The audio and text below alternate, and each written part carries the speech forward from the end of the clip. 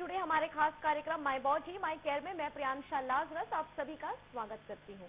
अप्रैल का महीना यानी चिलचिलाती धूप और लू के थपेड़े जिसे लेकर हाल ही में भारतीय मौसम विभाग की ओर से चेतावनी भी जारी की गई है कि मुताबिक इस साल अप्रैल से जून के बीच भयंकर गर्मी आपका जीना मुहाल कर देगी।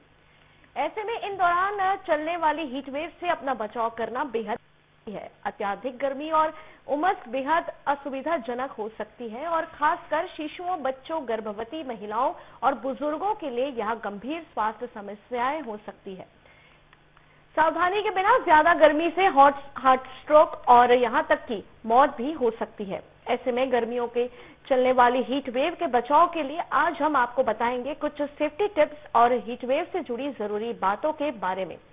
और हमारे साथ एमबीबीएस की छात्रा अंकिता टंडन सीधे लाइव जुड़ रही हैं, जो एमबीबीएस के साथ साथ सड़क पर घूम रहे आवारा पशु और घायल पशुओं का रेस्क्यू करती है, उनका उपचार, खाने पीने की व्यवस्था के साथ साथ देखभाल करती है। तो चलिए सीधे चलते हैं अंकिता के पास, जो एमबीबीएस पढ़ाई के साथ साथ समाज सेवा सहित पशुओं की सेवा में लगी रहती है।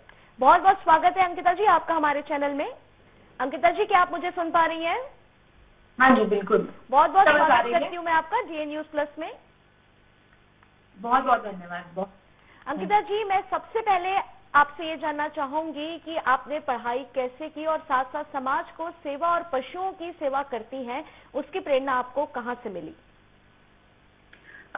एक्चुअली मैं जब स्कूल में थी, when I was in school, उस टाइम से ही जब मैं घायल जानवरों को देखती थी तब मुझे उनका तकलीफ महसूस होता था। मुझे ऐसा लगता था कि मैं इनकी मदद कैसे कर सकती हूँ। फिर जैसे जैसे स्कूल बढ़ा, 12th पास हुई, धीरे धीरे मैंने जानवरों को खाना देना शुरू किया और जो बाकी रेस्क्यूअर्स थे उनके साथ काम करके जानवरों की सेवा करना सीखा। लाइक फर्स्ट एड कैसे करते हैं, अगर कोई जानवर जख्मी हो गया तो क्या करना है।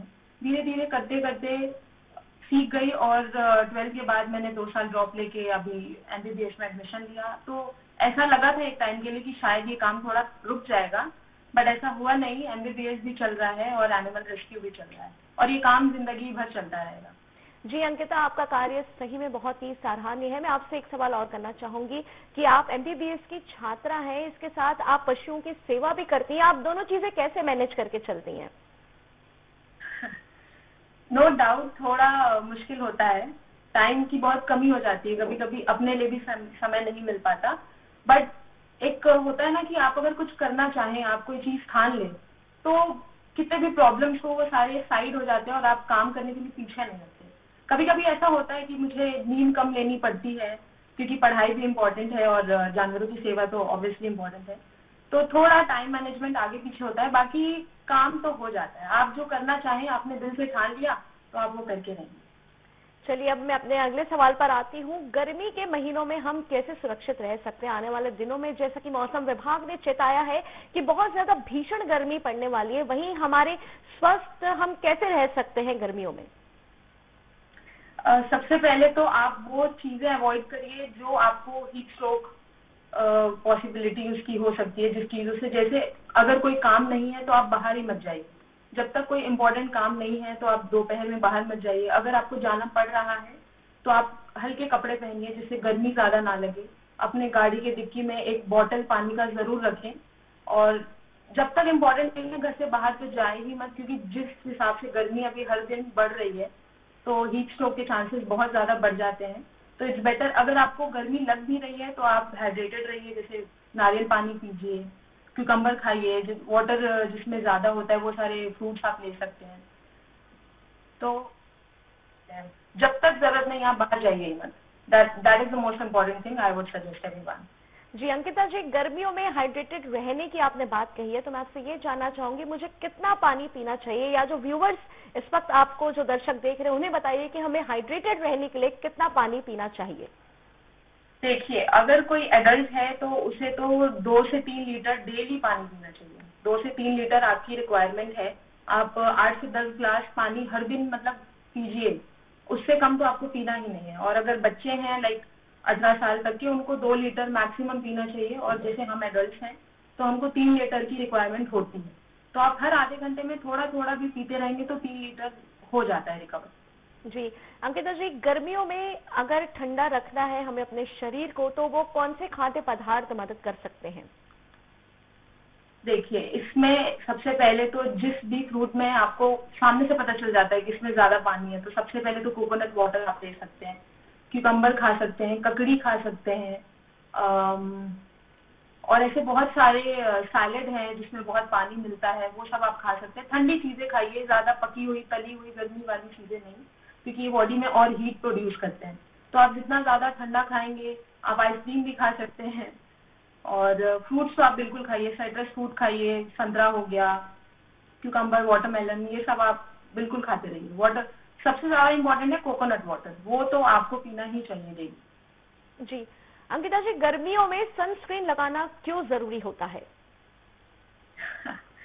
सनस्क्रीन एक्चुअली क्या है कि जो सनस्क्रीन है, जो यूवी रेडिएशंस है, ये हमारे स्किन में डीप पेनिट्रेट करते हैं, जिससे स्किन डैमेज, एजिंग, ये सब बहुत जल्दी होता है। तो सनस्क्रीन इससे बहुत प्रोटेक्शन देता है। एक्चुअली सनस्क्रीन का काम होता है कि वो जो भी हीट आपके चेहरे पर पड़ रही है या बॉडी पे, उसे हीट कन्वर्ट करके आपके स्किन के थ्रू बाहर रेडिएट करती है, बाहर निकालती है। तो इससे सनस्क्रीन आप 2 से 3 बार लगा सकते हैं। जितने बार भी आपने मुंह धोया है, हाथ पैर धोया है, आप 2 से 3 बार सनस्क्रीन लगा सकते हैं। सनस्क्रीन बहुत अच्छी चीज है गर्मियों से बचने के लिए, and I would suggest everyone to use sunscreen at least twice और थ्राइस। जी अंकिता जी, गर्मी में हीट वेव होती है और लोगों को सबसे जल्दी लू पकड़ लेती है, तो किस तरह लू की बीमारी से बचा जा सकता है? और अगर किसी को लू लग गई है और अगर उसे लू के सिम्टम्स नजर आ रहे हैं, तो वो कौन कौन से सिम्टम्स होते हैं जिससे वो देखकर जाना जा सकता है कि उस बंदे को लू लगी है? सबसे पहले तो जैसे मैंने पहले ही कहा था, बिना काम के आप इतनी धूप में बाहर मत निकलिए। अगर आप निकल चुके हैं, आपको लग रहा है कि बहुत धूप है, मुझे सिम्टम्स जैसे हो सकते हैं बहुत ज्यादा प्यास लगना, थ्रस्ट, मुंह सूखता जाएगा आपको बहुत ज्यादा टेम्परेचर लगेगा अपने बॉडी का, आप खुद गर्मी महसूस करेंगे, कान से आपको गर्मी महसूस होगी, नाक से होगी, मुंह के हवा से होगी आपको, और चक्कर भी आ सकता है आपको, आप बहुत ज्यादा लिथार्जिक हो जाएंगे, आपको बोला नहीं जाएगा। तो ये सारे बेसिक सिम्टम्स हैं जो लू लगने से पता चल जाता है। तो इसका एक ही उपाय है, आप घर जाइए, अच्छे से पानी पीजिए, जितना ज्यादा हल्का कपड़ा पहन सकते हैं वो पहन के घर पे रहिए, कूलर चलाइए और आराम करिए, हाइड्रेटेड रहिए, ये सबसे इम्पोर्टेंट है। जी अंकिता जी, ऐसा अक्सर कहा जाता है कि जब हम धूप से जाते हैं और जाकर तुरंत हम पानी का सेवन कर लेते हैं और उसके बाद कहते हैं कि हमारी बॉडी उससे हीट हो जाती है, इस बात पर कितनी सच्चाई है? एक्चुअली ज्यादा नॉलेज तो मुझे इस बारे में नहीं है, बट या ऐसा होता है कि आप एकदम से धूप से छांव में जाएंगे तो बॉडी को थोड़ा टाइम लगता है समझने में, ब्रेन फंक्शन उसी को बोलते हैं, थोड़ा टाइम लग जाता है। तो जब आप घर आ रहे हैं उसके आधे घंटे बाद आप पानी पीजिए, क्या है कि उतने देर में आपकी बॉडी रिलैक्स कर जाएगी।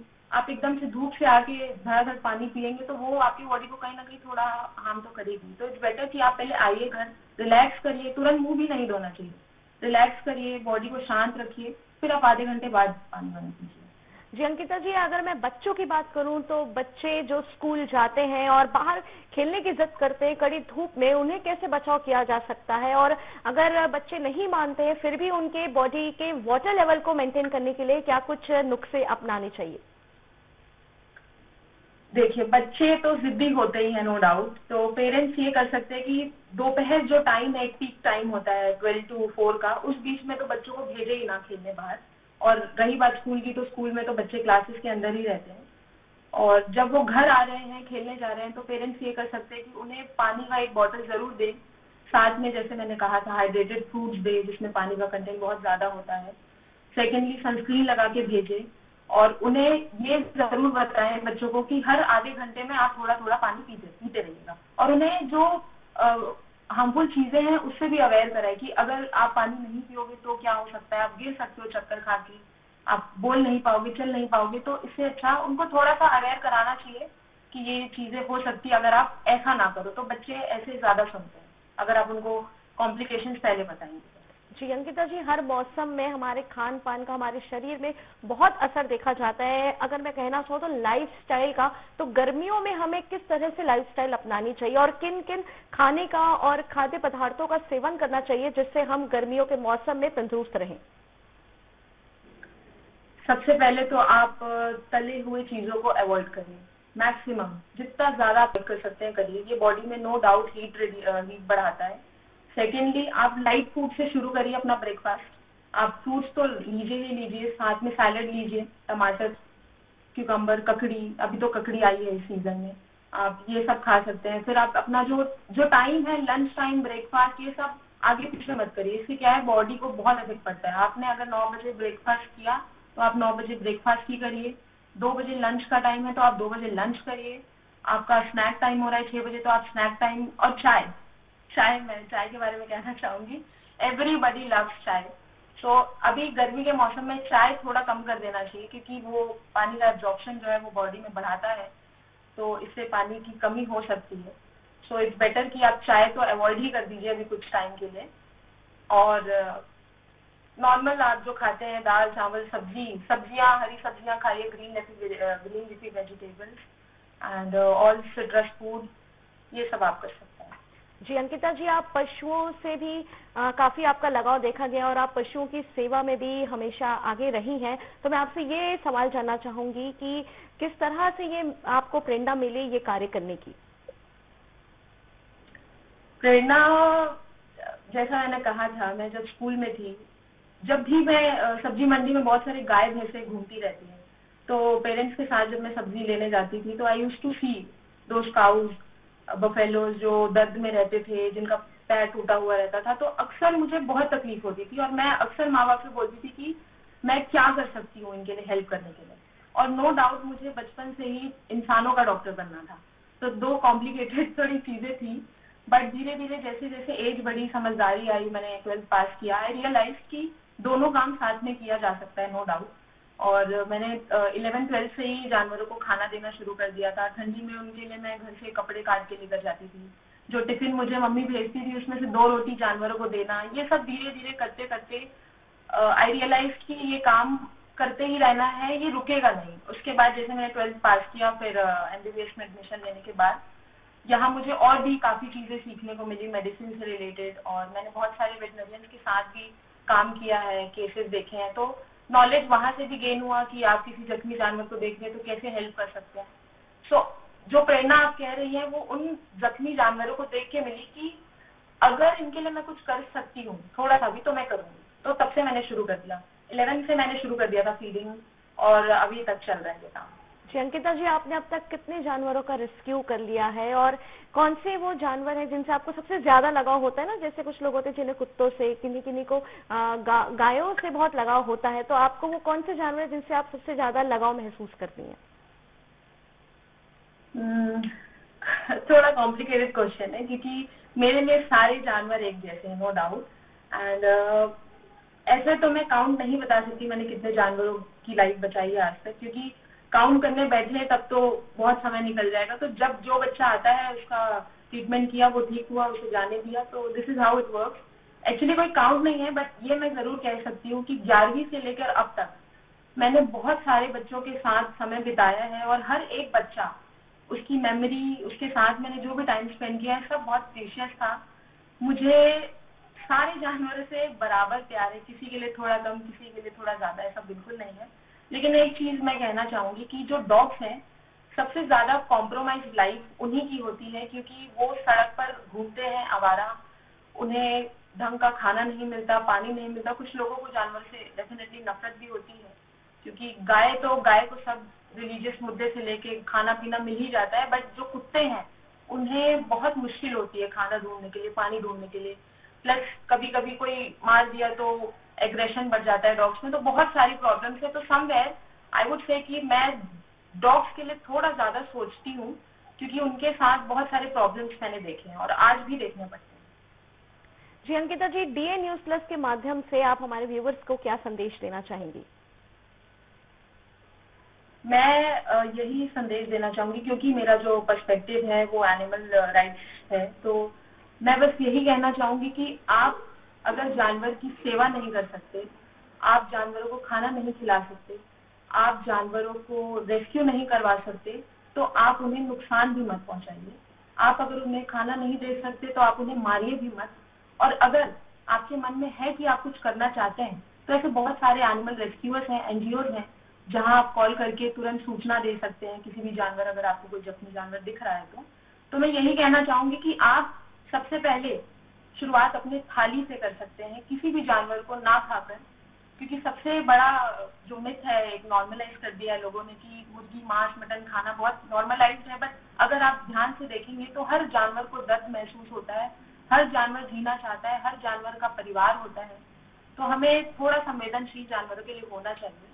और सोसाइटी में बहुत सारे लोग जानवरों को खाना खिलाते हैं जिनके अगेंस्ट हो जाते हैं सोसाइटी वाले, मैं उनको भी संदेश देना चाहूंगी कि इट इज इलीगल। आप किसी भी फीडर को खाना देने से मना नहीं कर सकते। सुप्रीम कोर्ट के ऑर्डर्स हैं कि आप किसी भी जानवर को खाना खिला सकते हैं, आप किसी भी जानवर का रेस्क्यू कर सकते हैं, आप उसका केयर टेक कर सकते हैं, इसके लिए आपको कोई भी मना नहीं कर सकता। दूसरी बात, animal cruelty is an offence under section 11 of PCA act. तो आप बिल्कुल मत सोचिएगा कि किसी जानवर को मारने से कोई लॉ नहीं है, कुछ होने नहीं वाला, बिल्कुल होता है। 10 साल तक की आपको सजा हो सकती है, 10,000 तक का जुर्माना हो सकता है। सो इट्स बेटर कि आप सारे लॉज लोग एक दूसरे को अवेयर करते रहें, और जानवर को अगर खाना नहीं दे सकते लोग तो नुकसान भी ना पहुंचाए। मैं बस यही कहना चाहूँगी। चलिए, बहुत बहुत धन्यवाद अंकिता जी आपका हमारे साथ जुड़ने के लिए। तो ये थी हमारे साथ अंकिता टंडन जी, जिनसे हमने जाना कि हम गर्मियों के मौसम में खुद को कैसे स्वस्थ रख सकते हैं। वहीं उनसे हमने बहुत कुछ सीखने को मिला है पशुओं की सेवा से जुड़ी हुई। सेहत से जुड़े हमारे खास कार्यक्रम माय बॉडी माय केयर में केवल इतना ही। नमस्कार।